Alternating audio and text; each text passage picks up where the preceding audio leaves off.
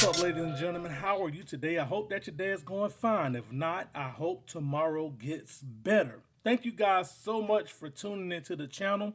If you're new, thank you so much for giving me the opportunity to have your time. I ask that you guys, if you like this content, go ahead and subscribe to the channel. If you don't like it, give it a thumbs down. If you do like it, give it a thumbs up. And if you feel like you have something to say, drop it in the comment section. Now, today we're going to talk about a defense attorney out of South Florida who is accused of smuggling drugs. I ain't even going to tell you the rest. Let's get into the video.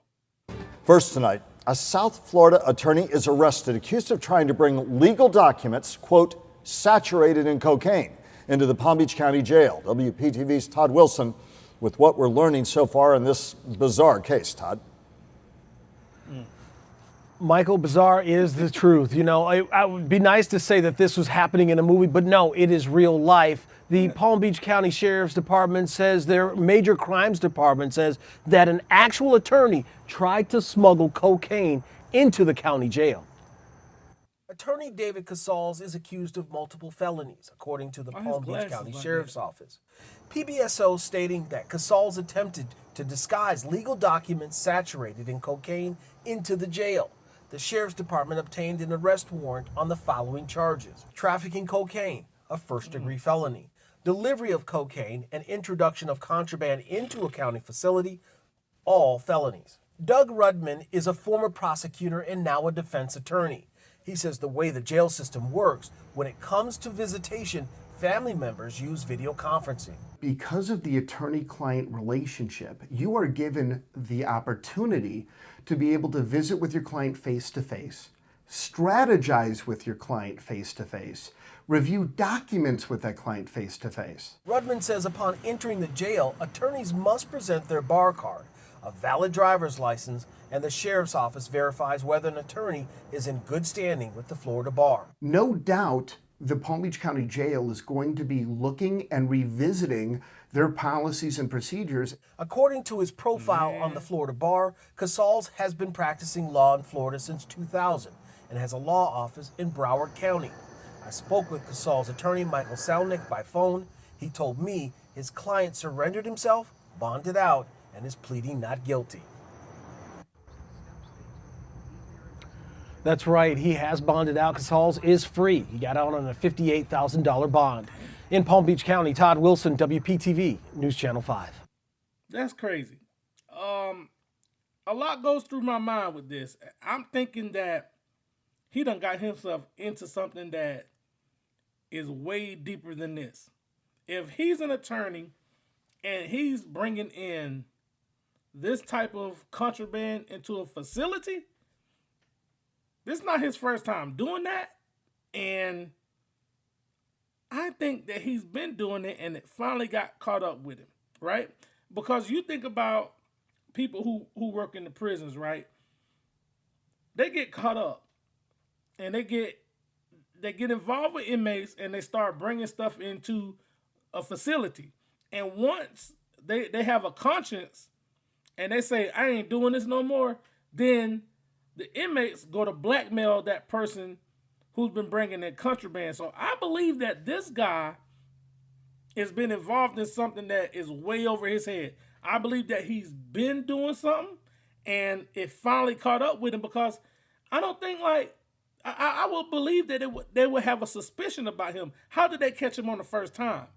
Like, I don't know if it's his first time, but I'm just saying, like, how all of a sudden did he just get caught? Like, it's a lot of stuff missing out of this story, but I can almost guarantee you that he's crooked. You know how I know he's crooked? Because his glasses was crooked. Look at his picture. I believe that this guy has been doing this, and somebody caught wind of it, and they got an alert on him, and they started to watch him. And once they started to watch him, you know, they caught him. Because sometimes when you get away with stuff, you think you could just keep doing it over and over and over again. But they're watching. They just like Walmart. You might steal out of Walmart one time, but once they get a eye on you and they know that you're stealing, they're going to let that build up to a federal case. So this guy has got himself into a world of trouble. He's facing 3 felonies now. Now, by him being a lawyer and he pleading not guilty, he may have a loophole. He may be able to get himself out of this, but I don't know. You know, they really didn't say much about if he said anything, but he got out on bond. He's out. He's free. Now, if he flee, that's something different. But I think that he cocky. He's very cocky. And then, how do you get documents soaked in cocaine? Like, I don't even know how you would do that. Now, I'm sure with, like, what is it? LSD with acid. I know that you could soak acid in papers and stuff, and people take the tabs and put them on their tongue. And then they had this other drug that they did that with as well. But I don't know how cocaine would work on documents. And, you know, what type of documents were they? Were they paper? I don't know. You know, but for this guy to do that and jeopardize his career, he been practicing since 2000. He have an office. So he's, 22 years in? That's a long career for you to just flush down the drain. I believe this guy probably was being blackmailed. I don't know. But whatever I do know is that he done messed up his career. He really messed that up. I mean,